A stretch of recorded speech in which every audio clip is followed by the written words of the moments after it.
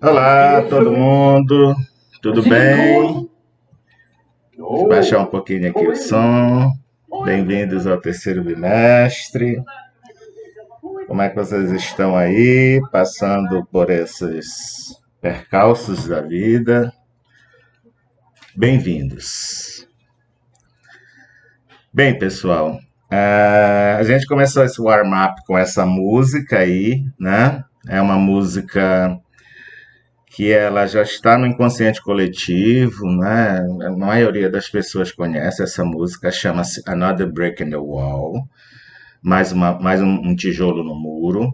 E ela é uma música que tem uma referência histórica, porque foi na década de 70, época da Guerra Fria, e falava justamente dessa separação das duas Alemanhas, né? Da Alemanha Oriental e a Alemanha Ocidental, que são resquícios da Segunda Guerra Mundial.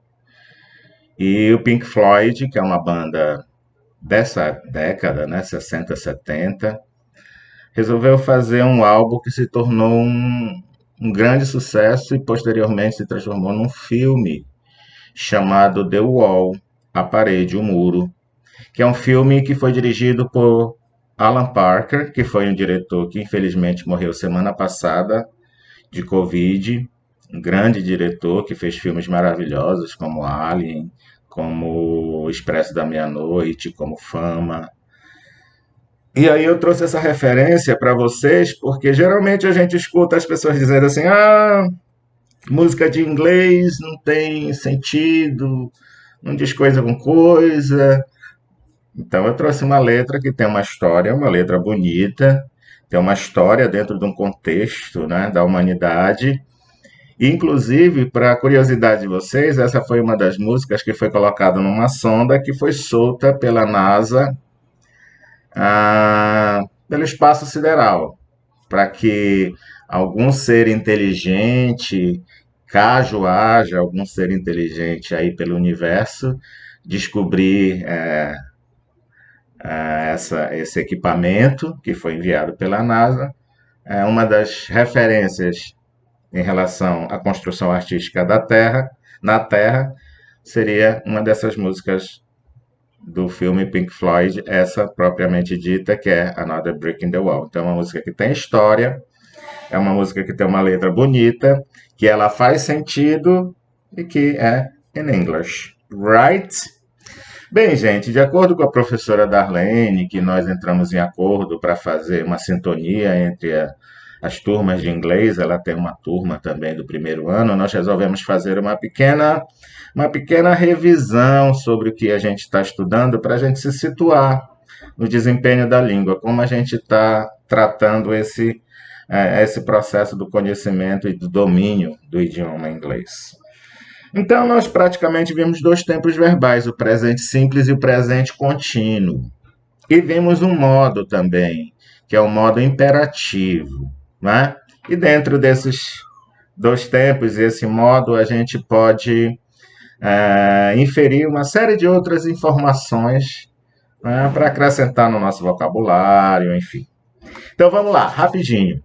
Presente simples. Vamos ver para que serve. Tudo a gente tem que pensar quando a gente fala em tempo verbal, uso e forma. Uso é para que serve. Forma é como se apresenta na estrutura da língua, certo? Então vamos lá. No presente simples, eu vou recorrer deste recurso, né? Toda vez que eu precisar falar de algo que seja do meu cotidiano, do meu dia a dia, que tenha a ver com ações regulares da minha vida. Então, quando eu digo, por exemplo, uma frase como I love English classes, esse sentimento que eu tenho de adorar as aulas de inglês, I love, eu amo, eu adoro as aulas de inglês, English classes, e aqui English classes a gente já sabe que o adjetivo, a qualidade, sempre antecede o nome, o substantivo, então por isso que está ao contrário. Mas vocês percebem que aqui, onde eu tenho love, eu não tenho nenhuma alteração no verbo.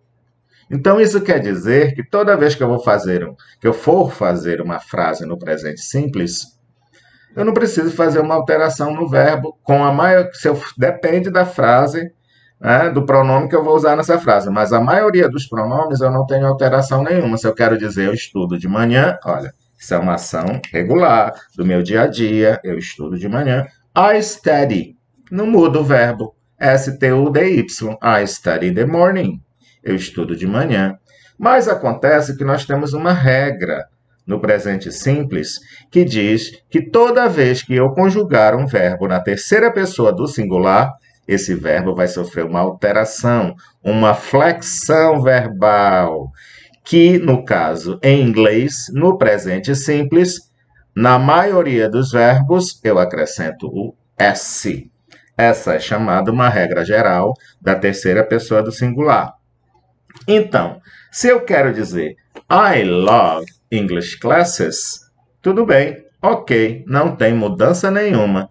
Mas se eu fosse mudar esse pronome aqui, ó, ao invés de I, eu quisesse dizer ele adora as aulas de inglês, eu ia dizer he loves, com S na terceira pessoa do singular, né? Conjugação com he, então eu tenho que fazer essa alteração na terceira pessoa do singular. Isso a maioria dos verbos você vai fazer, tá? Só acrescentar um S na terceira pessoa do singular. Sempre vai haver uma alteração se o pronome for he, she ou it. Mas ao invés do pronome eu posso ter um nome. Se eu quero dizer que a Suzy adora aula de inglês, eu vou dizer she loves. She loves English classes. Porque Susan é she e é terceira pessoa do singular. Então, Susan loves. Eu não posso dizer Susan love, Mike love. Só posso dizer Mike loves, Susan loves.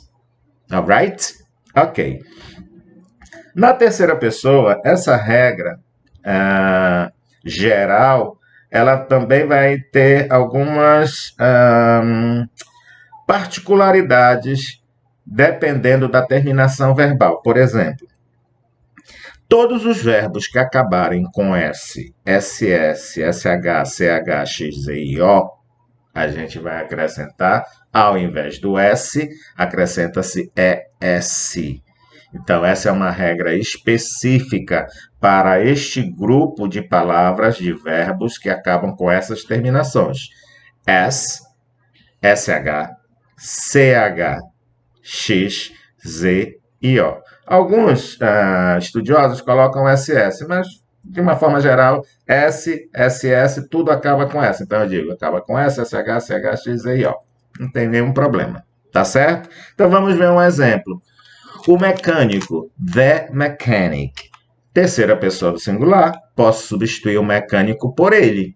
O mecânico, o que é que ele faz? Ele conserta. O verbo consertar em inglês é fix. Fix.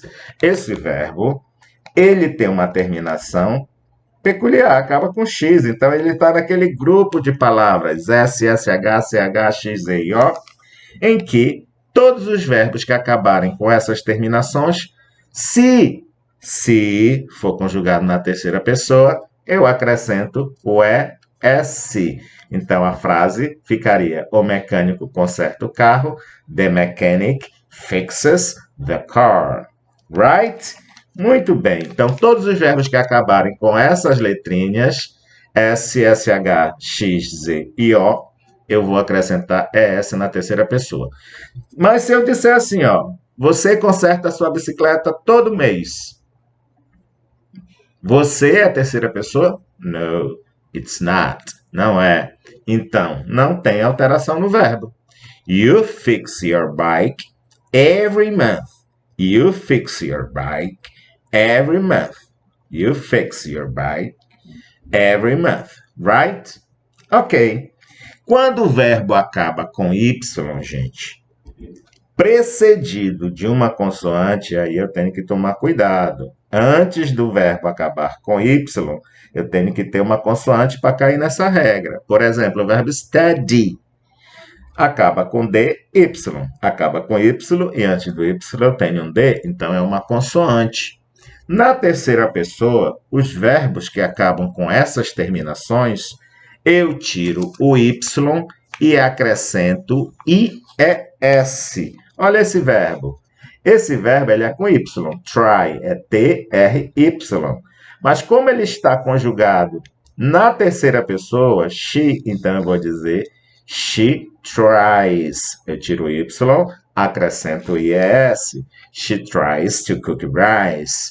Ela tenta fazer o arroz. Ela tenta cozinhar o arroz. Agora, se fosse eu tento, I try. Não tem S, não tem IS, não tem S, não tem nada. Não tem alteração. Agora, ela cozinha ou ele cozinha, então eu vou colocar ele tenta. He tries to cook. He tries to cook. Se fosse ele cozinha, seria he cooks. Alright? No problem. Então, sempre na terceira pessoa, nós vamos ter essa alteração no verbo, se ele for conjugado com he, she, it, ou com algum nome na terceira pessoa. Quando eu digo, o professor gosta de matemática, the teacher likes mathematics, ou math. Alright? Língua entre os dentes, né? Don't forget, you have to put your tongue between your teeth. Thank you. Remember. Lembrem-se. Pronto, gente. A frase afirmativa é praticamente isso. Agora vamos ver como é que a gente faz uma interrogativa. Você corre 2 horas por dia. You run 2 hours a day. You run 2 hours a day. Como é que eu faço uma pergunta com uma frase dessa? Você corre 2 horas por dia? Você corre 2 horas por dia? Em inglês, não é suficiente nós colocarmos simplesmente o ponto de interrogação. Aparece numa frase interrogativa algo que nós não temos aqui na nossa estrutura da língua, que são os verbos auxiliares. Verbos auxiliares, como o próprio nome diz, eles auxiliam na conjugação verbal em frases interrogativas. Essa é a afirmativa, não tem verbo auxiliar. Como ficaria essa frase na interrogativa? Você corre 2 horas por dia. You run 2 hours a day. Ficaria desse jeito. Do you run 2 hours a day? Nós já lembramos que esse do é simplesmente para indicar o tempo do verbo principal, que é o verbo run, neste caso. Então, ó, eu sei que isso aqui é corre no presente, porque eu tenho a presença do verbo auxiliar do presente. Professor, então esse verbo auxiliar aqui, do, ele vai aparecer em todas as perguntas no presente simples? Sim. Mas, lembrando que se for terceira pessoa, nós vamos ter também um verbo auxiliar diferente, que é o... Muito bem, vocês já sabem, é o das. O das é o verbo auxiliar para he, she e it. Tá certo? Mas já já a gente chega lá. Então, essa é a frase interrogativa. Na frase interrogativa, não fica simplesmente o ponto de interrogação. You run 2 hours a day? Tá errado. Tem que ser do you run 2 hours a day? Porque o do indica o tempo do verbo no presente. Eu estou dizendo que é você corre. Não é você correu. Não é você correrá. Não é você correria. Não é você tem corrido. É você corre. Então, eu sei porque isso aqui é do presente. Então, o verbo auxiliar serve justamente para indicar o tempo do verbo principal na frase interrogativa e negativa, que a gente já vai ver. Negativa, eu tenho que ter o não, né? Frase negativa, não. E o não em inglês, numa frase no presente simples, ele vai aparecer na frase junto do verbo auxiliar. Então, se eu tenho uma frase, eu gosto de sorvete, I like ice cream. Eu quero dizer essa frase na negativa, eu não gosto de sorvete, eu tenho que acrescentar não apenas o not, mas o verbo auxiliar e o not, porque numa frase interrogativa, quem também diz o tempo do verbo principal é o auxiliar. Então, bora lá na frase negativa. You don't run 2 hours a day. Poderia colocar apenas o not, né? Se fosse assim nas regras do português, você não corre, you not run, não é isso? Mas numa frase interrogativa, eu também só sei o tempo desse verbo aqui se eu tiver um auxiliar. Então, numa frase negativa, eu nunca sei o tempo do verbo se eu não olhar para o auxiliar, no presente simples, não é isso? Tem que olhar para o auxiliar, para saber o tempo do verbo. Eu poderia ter um outro verbo auxiliar, isso aqui não era mais corre, era correu. Eu poderia ter um outro verbo auxiliar no lugar do do, e aqui seria correria. Então, eu posso mudar o tempo do verbo principal, que é o verbo que tem significado, eu posso mudar através do verbo auxiliar na frase. Então, quando eu digo você, eu coloco do aqui, está junto com not, do mais not, fica don't, e nada mais é do que a tradução do não. Isso aqui só é um não. Porque o do, ele não tem tradução, ele apenas tem a função de indicar o tempo do verbo principal, que é o run. You don't run 2 hours a day. Right? Então, pronto. Frases afirmativas, frases negativas e frases interrogativas. Olha aqui, vou fazer isso aqui, né? I love English classes. Como é que eu digo? Eu não gosto das aulas de inglês. Muito fácil. I don't love. Cuidado com esse T, não vamos pronunciar, né? O finalzinho desse T, ele é bem resumido. Muita gente gosta de falar I don't. Então, tira esse t, tá? I don't like English classes. Praticamente você não escuta a pronúncia desse T, né? I don't like. I don't like you. Eu não gosto de você. I don't like you. O cara não vai falar I don't like you. I don't like you. Right? Na terceira pessoa, a gente não usa o do, né? Na interrogativa, nós vamos usar o das. Como é que eu digo...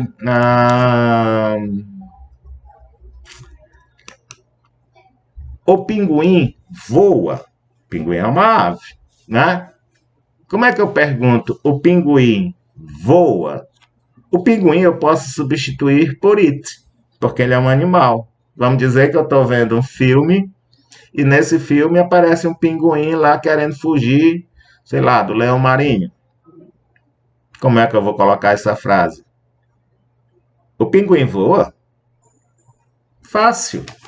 O pinguim é it, e quando for terceira pessoa do singular, o pinguim é it. Então, está na regrinha lá do he, e it. Na interrogativa, nós não usamos do, nós usamos das. O pinguim é ele. Eu poderia ter a palavra the penguin ou apenas it. E o verbo não tem alteração nenhuma. Does it fly? Por que não tem alteração? Porque o objetivo da frase, do verbo auxiliar na frase, não é conjugar o verbo principal, então esse verbo já está conjugado.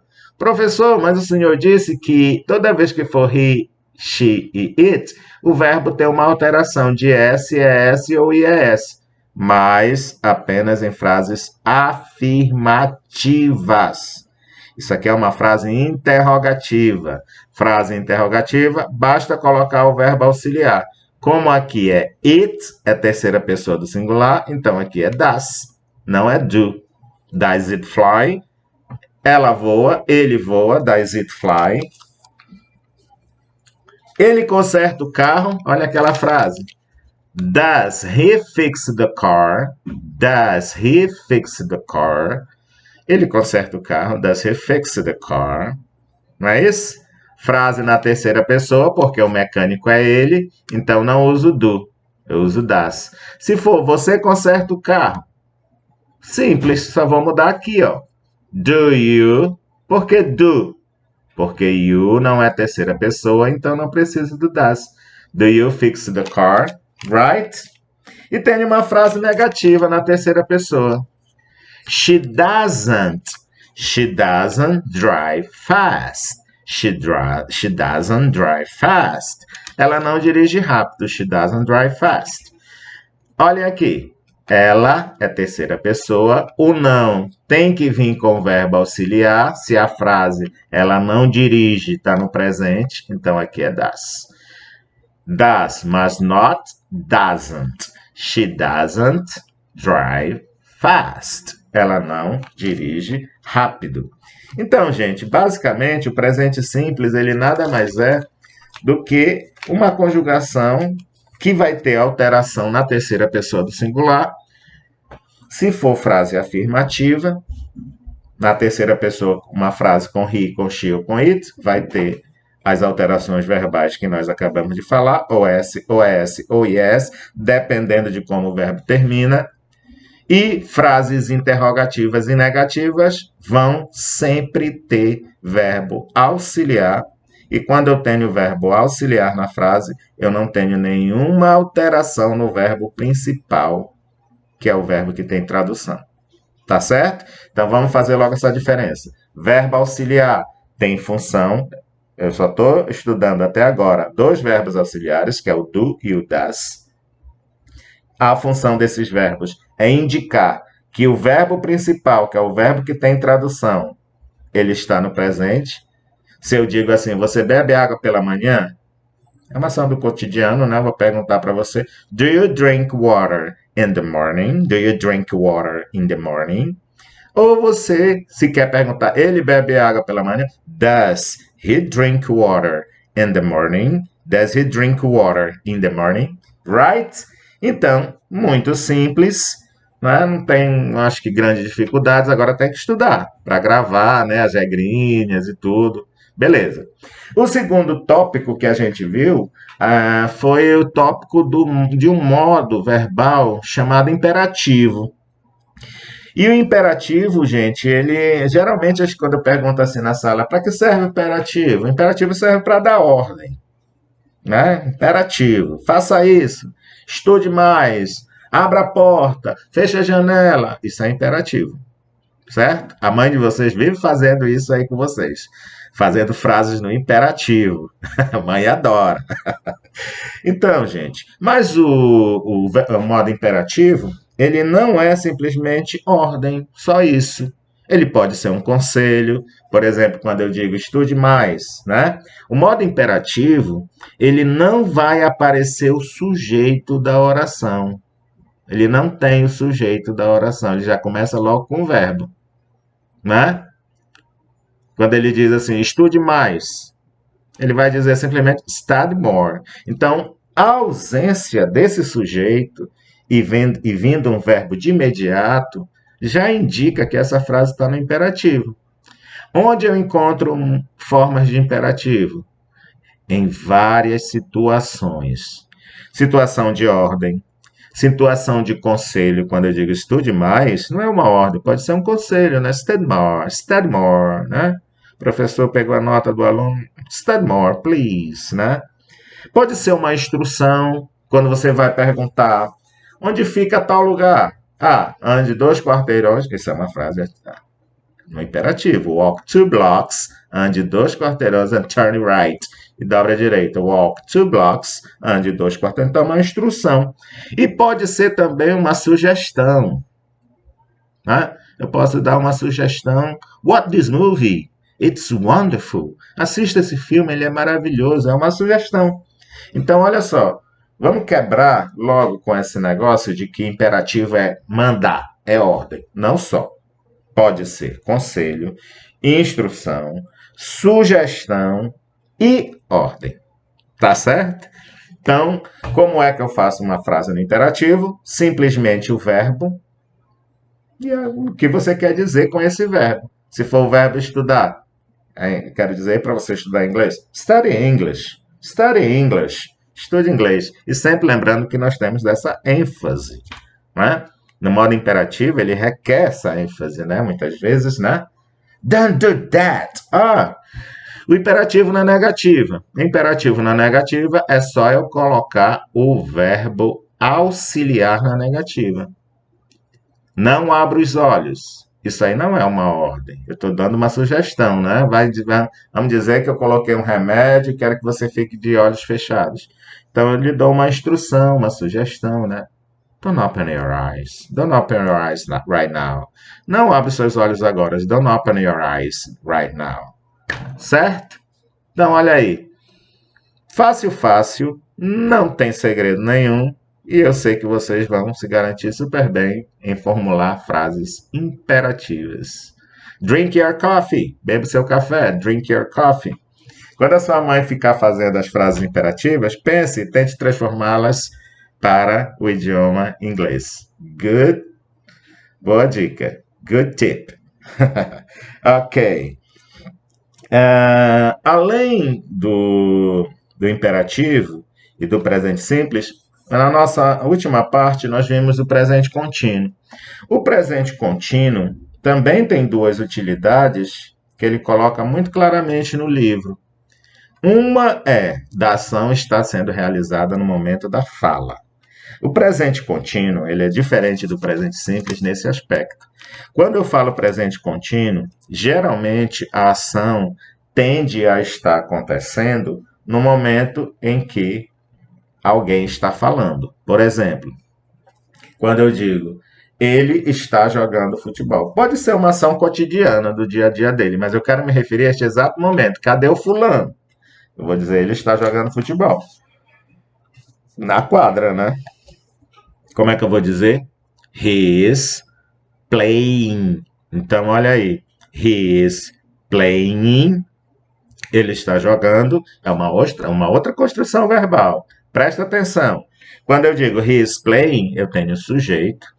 Eu tenho um verbo to be, que é o is, que não tinha entrado até agora. E eu tenho um outro verbo com uma terminação que a gente chama de gerúndio, que é o ing. Então, quando eu digo playing, já não é joga, é jogando. Então, he is playing, ele está jogando. Qual o cuidado que nós temos que ter no presente simples? Que o verbo to be, ele varia de acordo com os pronomes, né? Então, com I, sempre vai ser am, I am studying. Com you, sempre vai ser are, you are studying. E com he, she, it, sempre vai ser is. E we, you and they, sempre vai ser are. Então, essa sequência dessa conjugação verbal, ela é necessária para a construção do presente contínuo, tá certo? Então, vamos ver frases no presente contínuo. Deixa eu ver aqui uma frase. Eu tenho sujeito, Suzy. Esse sujeito é she, então eu uso o verbo to be, is. Suzy está. Verbo to be, lembrando, é o verbo ser ou estar. Suzy is dreaming. A Suzy está sonhando. Suzy is dreaming. Olha aí, o verbo é dream, sonhar. Eu acrescentei ing. Dream também pode ser um substantivo, sonho. Então, eu só fiz acrescentar o ing. Suzy está sonhando. Vamos imaginar que Suzy é um bebê. Eu vejo se mexendo, mexendo o olho, mexendo a boca. Suzy's dreaming. She's dreaming. She is dreaming. Com ing. Sonhando. Senão vai ficar, ela está sonha. Não é isso? Então, presente contínuo, sujeito, verbo to be, verbo principal com ing. Tá certo? Como se faz uma frase interrogativa no presente contínuo? Muito simples, do mesmo jeito que vocês sempre fizeram frases interrogativas com o verbo to be. O verbo antecede o sujeito. Suzy está sonhando? Is Suzy dreaming? Is Suzy dreaming? Suzy está sonhando? Is Suzy dreaming? Tá certo? Frases interrogativas. E frases negativas. Suzy isn't. O not também vai se juntar ao verbo. Aqui, no caso, o verbo auxiliar é o próprio verbo to be. Por que ele é auxiliar também considerado? Porque ele também ajuda na composição da estrutura de frases interrogativas e negativas. Tá certo? Então, ele assume aqui um papel, ó, não é? De agregar esse not a ele mesmo e fica é e não é. Suzy não é ou Suzy não está, porque o verbo to be é ser ou estar. Então, Suzy isn't dreaming é a Suzy não está sonhando, certo? Quais são algumas regrinhas que nós vamos encontrar no presente simples? Então, bora lá. No presente simples, todo verbo que acabar com "é", por exemplo, o verbo close. O verbo close é o verbo fechar, ele acaba com "é".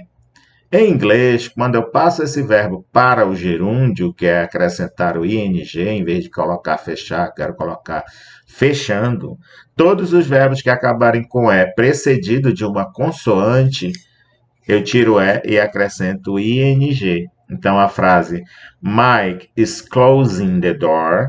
O Mike está fechando a porta. É desse jeito. Mike is closing the door. Right?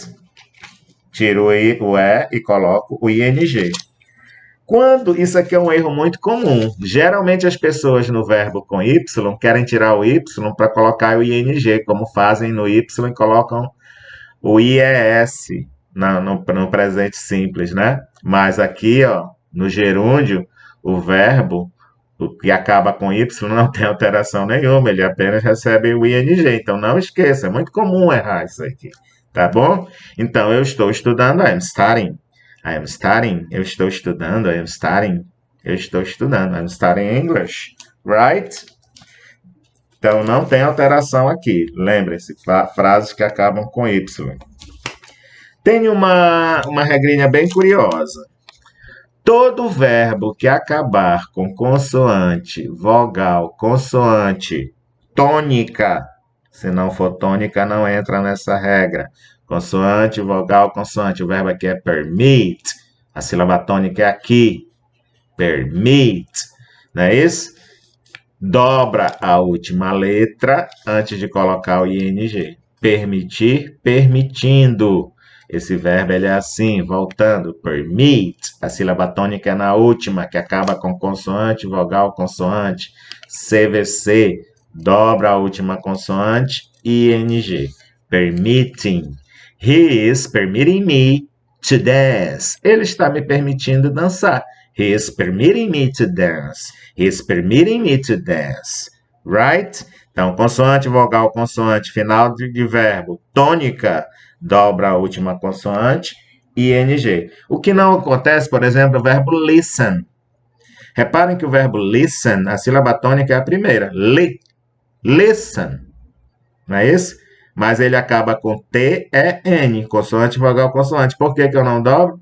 I'm listening the song. Não dobro aí nesse caso, porque a sílaba tônica não é a última. Não é listen, é listen. Tá certo?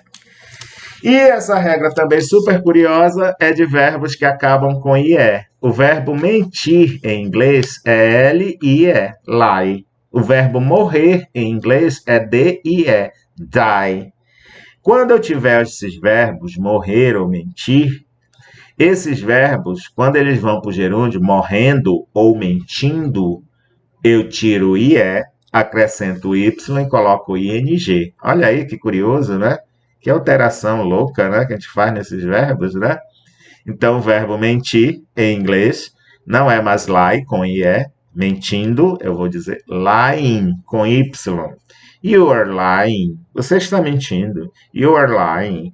Essa frase ela é afirmativa, né? You are lying. You are lying. Como é que eu digo ela na negativa? Muito simples. You aren't lying. You aren't lying. You are lying. Você está mentindo. You are lying. Você não está. You aren't. Professor, pode usar you are not? Pode. não é muito regular na conversação, né? Mas não estaria errado gramaticalmente, muito pelo contrário. You are lying. Ok? You are lying. Are you lying?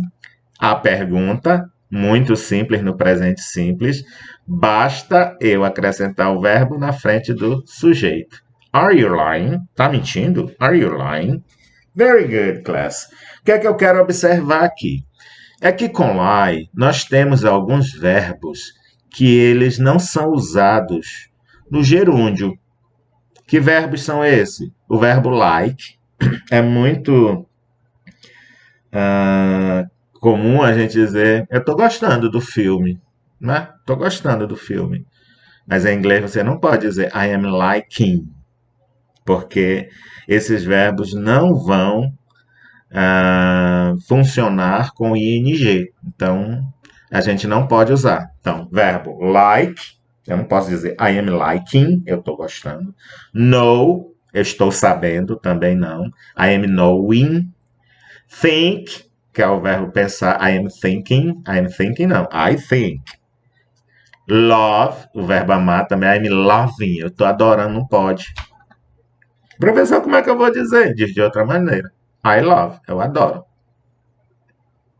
Então, nem sempre as coisas eu posso dizer literalmente, como eu digo em português. Tá certo? Então, like, know, think, love, hate e prefer, você não vai utilizar ing nesses verbos, no sentido de fazer a construção de uma frase no presente contínuo. Right? Então, gente, basicamente a gente viu isso. Nós temos vários exercícios para corrigir, mas a gente ainda vai, né, ver algumas coisas que vocês tiveram dúvidas nas próximas aulas. A nossa próxima aula ela vai ser simplesmente a atividade, a continuação do nosso livro, né? Só lembrando aqui que nós estamos na nossa unidade, eu acho que já vamos para 6, se eu me recordo bem. Não é isso? Então vamos para essa unidade 6 aqui. Certo? Nós estamos aqui nessa parte. A partir da próxima aula, eu já vou dar o conteúdo da unidade 6, que nós vamos ter agora a introdução ao passado simples. E aí eu vou querer muito estudo de vocês, porque vocês vão ter que se adaptar às formas do passado. Então, tem uma tabelinha aqui no final do livro que a gente vai precisar dar uma paradinha e tentar memorizar esses verbos. Que são essas colunas de verbos aqui, ó. Tem lá no final do livro e que a gente vai ter que se apegar a elas para fazer a construção do passado simples. Tá bom? Gente, então, busquem essa música que eu passei para vocês, tá? Ela é uma música que está no inconsciente, né? No nosso dia a dia, essa música toca muito e ela tem uma história. Procurem ler sobre essa história, procurem se informar sobre esse diretor, sobre esses cantores, né? A gente sabe que numa prova de inglês, esse nosso ambiente cultural ele precisa ser bem amplo para a gente compreender as coisas que chegam numa língua estrangeira. Nós temos que ter essa visão universal. Então, quanto mais conhecimento nós tivermos sobre cultura, arte principalmente, melhor para a interpretação das nossas atividades. Tá certo? Então, eu espero que vocês tenham um bom dia, eu espero que vocês fiquem bem e vamos dar prosseguimento. Sem ser esta semana, na outra semana, sem ser aqui vem, na outra, eu marco uma aula online para a gente mandar isso aí para frente, esses conteúdos. Grande beijo, fiquem com Deus.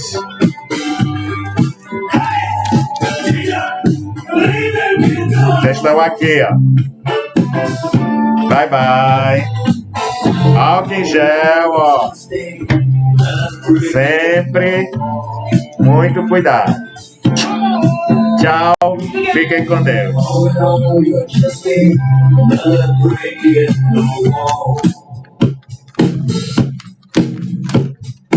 We don't need no education.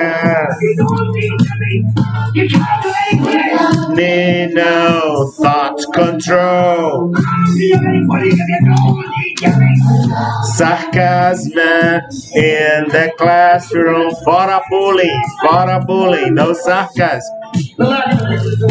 Teacher, leave the kids alone.